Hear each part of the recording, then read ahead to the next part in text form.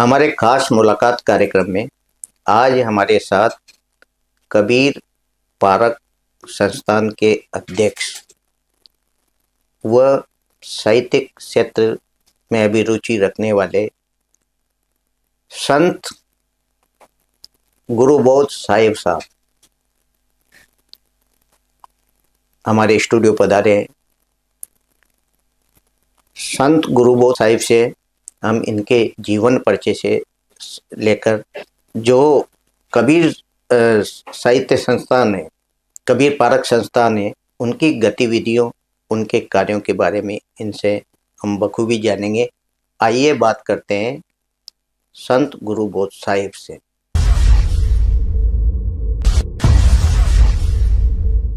साहिब, आपका हमारे स्टूडियो में बहुत बहुत स्वागत है। बहुत बहुत आभार, धन्यवाद।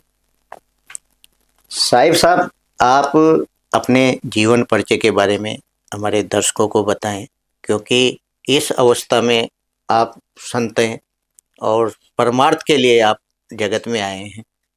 हम सबसे पहले परिचय बताएं। मेरा जन्म जो है राजस्थान और मध्य प्रदेश की सीमा पर पार्वती नदी के किनारे एक छोटा सा गांव है करजोदा। वहाँ पर मेरा बचपन बीता और मैंने 8वीं तक शिक्षा वहाँ पर प्राप्त करी। वहाँ पर कबीरपंथी संतों का आगमन होता था, तो उन्हीं से प्रेरणा प्राप्त हुई। परम पूज्य गुरुदेव जी, सदगुरु श्री प्रभाकर साहिब जी वहाँ पर आते जाते थे, तो उनसे मैंने दीक्षा प्राप्त करी और उनके सानिध्य में फिर मैंने संन्यास धारण करके और ये जीवन की यात्रा प्रारंभ करी। जी साहिब साहब, जिस उम्र में आपने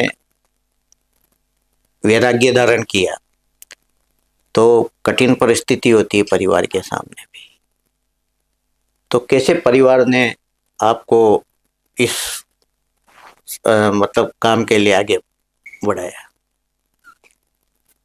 देखिए, इसके पीछे सबसे बड़ा कारण होता है कि हमारे जो संस्कार, जिस तरह से अगर मैं कहूँ कि कोई आम के पौधे पे आम का फल क्यों लगा, तो उसका कारण है कि उसका जो बीज था, उस बीज के अंदर सब कुछ समाहित होता है। उसके अंदर पौधा, फूल, फल, सब कुछ। बिल्कुल।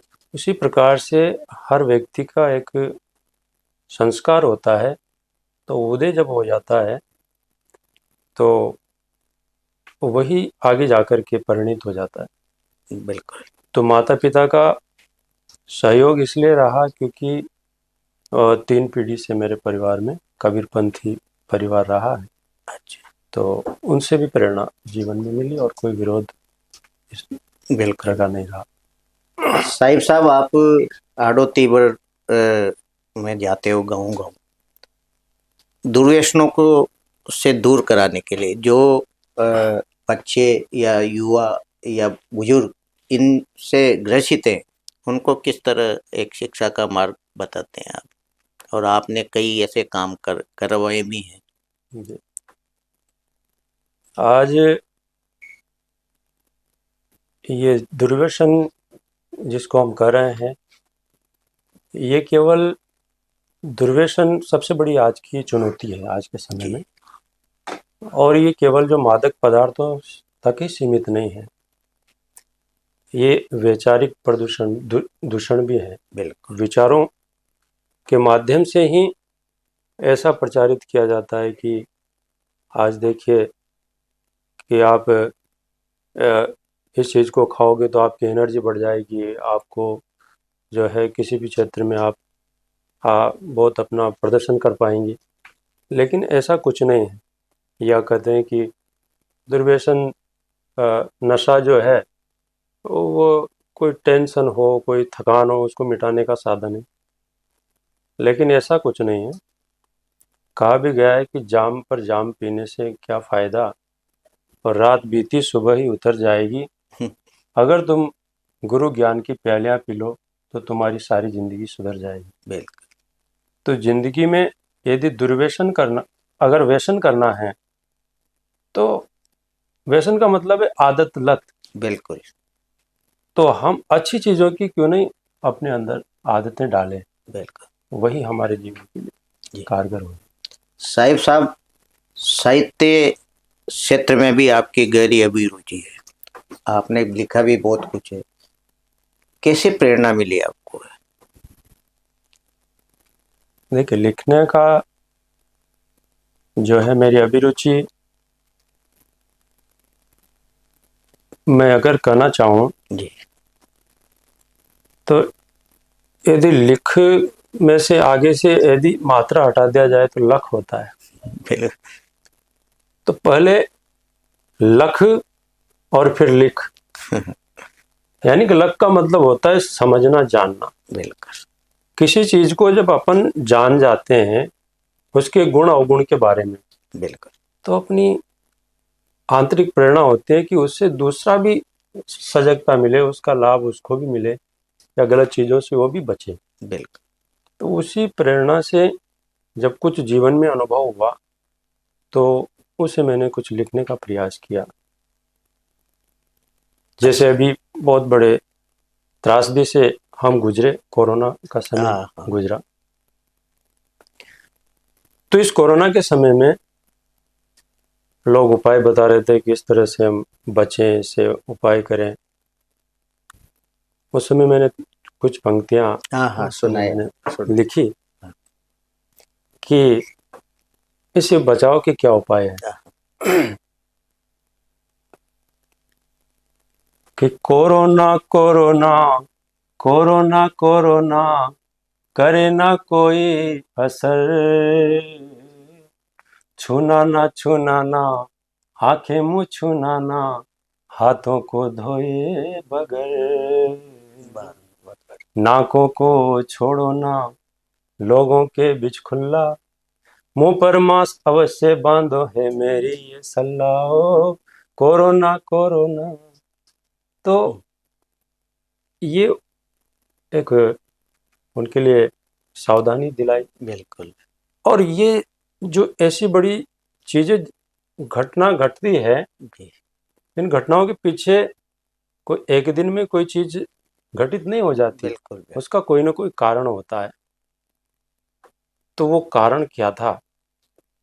तो लोगों ने अनुसंधान किए और वैक्सीन विकसित की, बिल्कुल और इतना बड़ा द्रव्य भी खर्च हुआ, आर्थिक स्थिति पूरी सरकारों को उसी में झोंक देना पड़ा, जी और हम सबको कितना कैद रहना पड़ा घरों में, सब देखते हैं। बिल्कुल लेकिन आखिर में इसका क्या, निजात पाने का क्या उपाय है? मैंने कुछ पंक्तियां उस समय लिखी थी बिल्कुल सुनाए।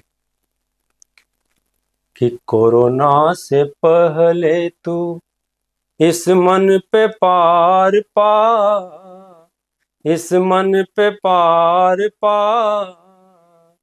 आज सहा जो दुख कल ना सहेगा, कोरोना से पहले तेरे जीने के खातिर अन्न फल फूल बहुत है रे, फिर जीव जंतुओं को कातिल बन क्यों नाहक छेड़े रे, जिभ्या के टुक लालच में मत इनको मार खा, मत इनको मार खा, आज सहा जो दुख कल ना सहेगा।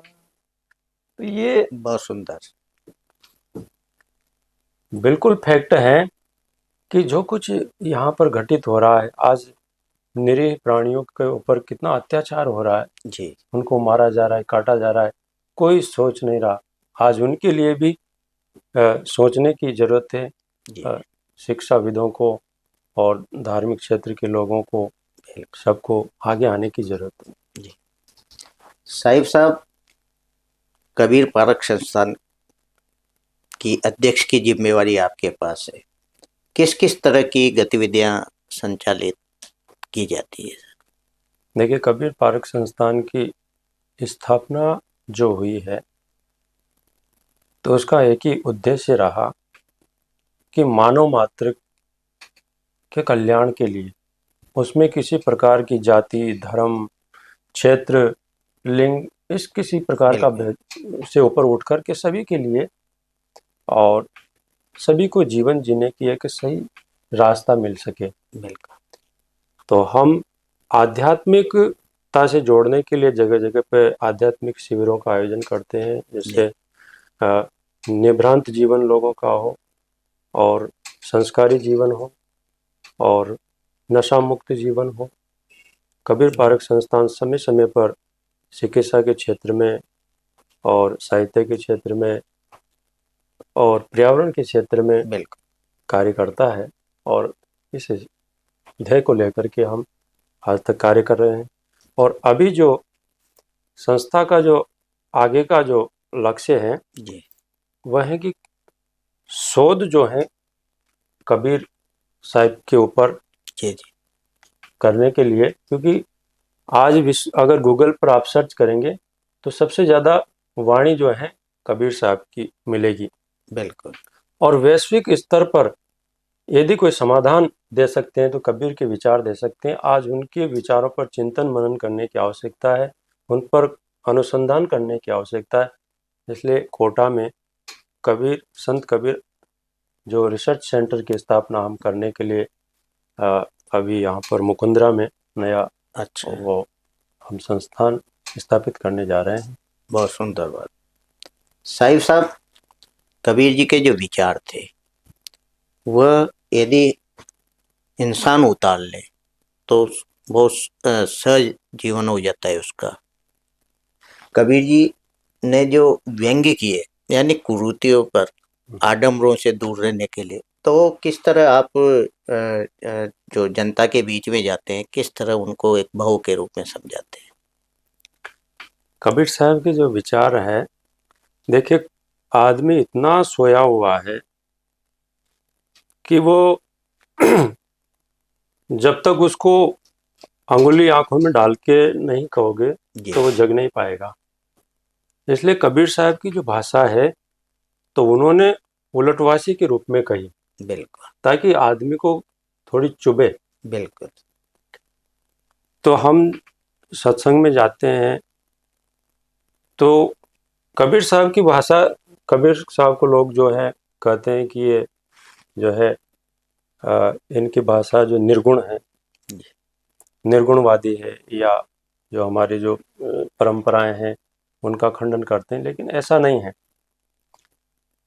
वो जो स्वस्थ परंपराएं हैं उनका उन्होंने हमेशा समर्थन किया। बिल्कुल लेकिन परंपरा के नाम पर जो आडंबर था, जी, जैसे उन्होंने कहा कि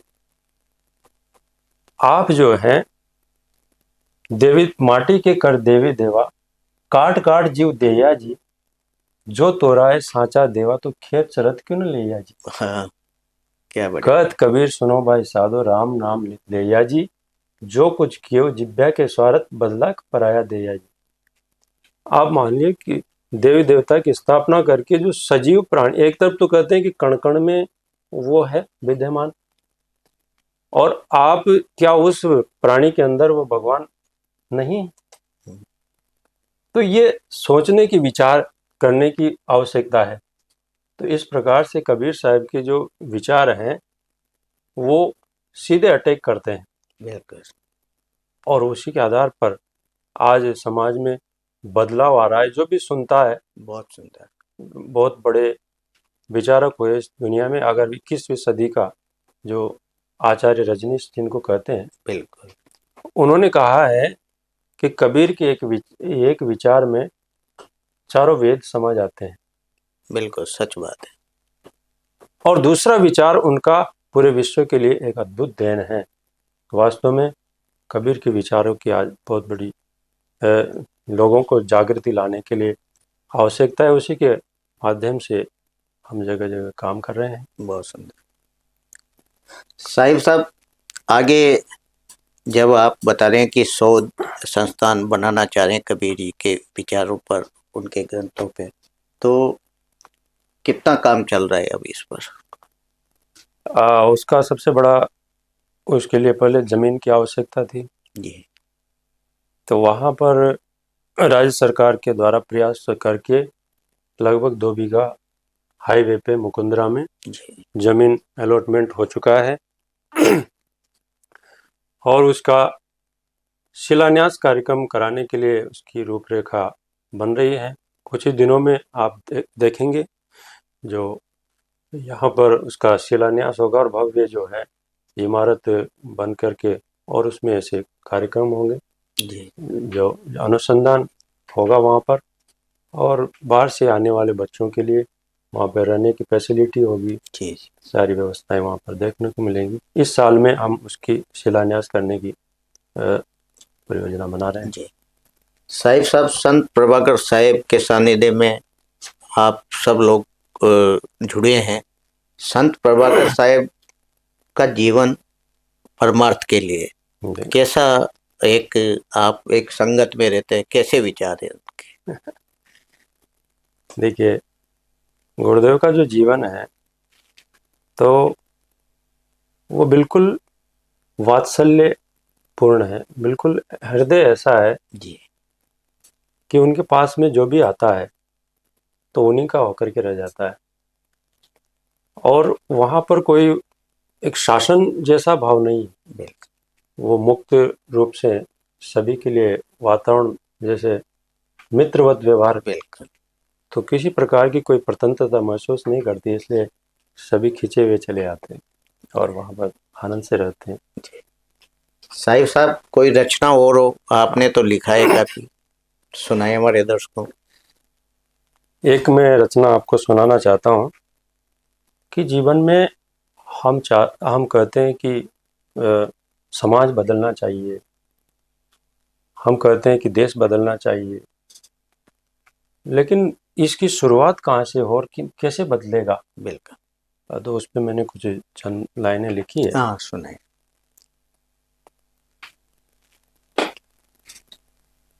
क्या सुधारोगे जमाने को तुम, हाँ क्या सुधारोगे जमाने को तुम, कैसे सीधी रख सकोगे, कैसे सीधी रख सकोगे ये है शान की दुम, क्या सुधारोगे जमाने को तुम। जो दम भरते हैं कि इस संसार को बदल के रख देंगे, लेकिन संसार को कोई बदल नहीं पाया। हाँ, काट काट कर बकरी मुर्गा खूब मनाते देवी दुर्गा, काम सदा करते आसुर का, पहन पहन सज्जन का बुरका, ले ले करके नाम धर्म का, ले ले करके नाम धर्म का, कर रहे हरदम जुलूम, क्या सुधारोगे जमाने को तुम।